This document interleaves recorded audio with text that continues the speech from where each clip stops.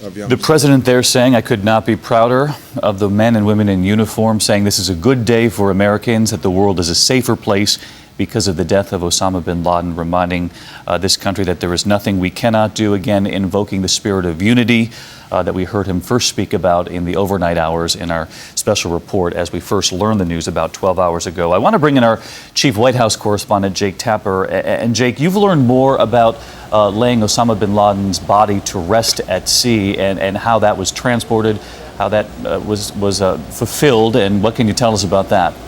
Well, first of all, David, just in the last few seconds, administration officials have told me that the DNA evidence has come back, and there is a 99.9% certainty that the body is Osama bin Laden's, essentially proving that this was Osama bin Laden. Osama bin Laden's corpse was taken by the troops to the aircraft carrier, the USS Carl Vinson. He was buried at sea according to Muslim tradition. There was a Muslim seaman who was there, and they wrapped him and said the prayers according to what is part of the Islamic tradition, the idea being not to inflame the Muslim world in any way. Right now, White House officials are fiercely debating whether or not they should release a photograph of bin Laden's corpse. Those arguing in favor say it needs to be done to rest aside any concerns, any skepticism that this did not happen. But I'm also told by somebody who has seen the photograph, it is a gruesome photograph with bin Laden taking a bullet wound above his left eye. It is a photograph that has brains and blood in it, and so those are the issues being debated right now, David. But as you point out, a lot of questions. People down at Ground Zero asking me just today, are we going to see an image? But Jake, I also wanted to show you these images from the Defense Department, satellite imagery that actually shows the compound where Osama bin Laden was captured, killed. You can see as we push in on it there, much larger than any of the homes surrounding it. The second image actually shows just how high the walls were, upwards of 12, 18 feet around this compound. What more have you learned about the operation to nab him?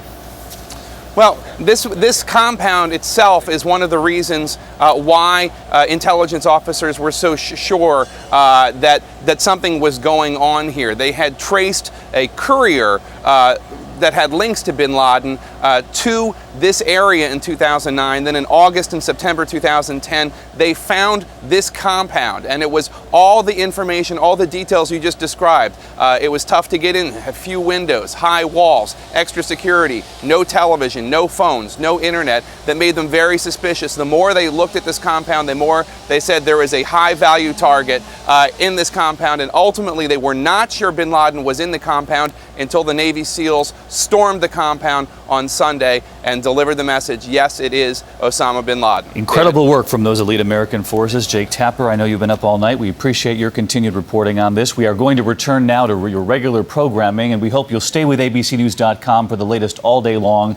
And Jake and I will be joining Diane for a special one-hour edition of World News. Diane Sawyer reporting from Ground Zero. We hope to see you later today. Good day. This has been a special report from ABC News.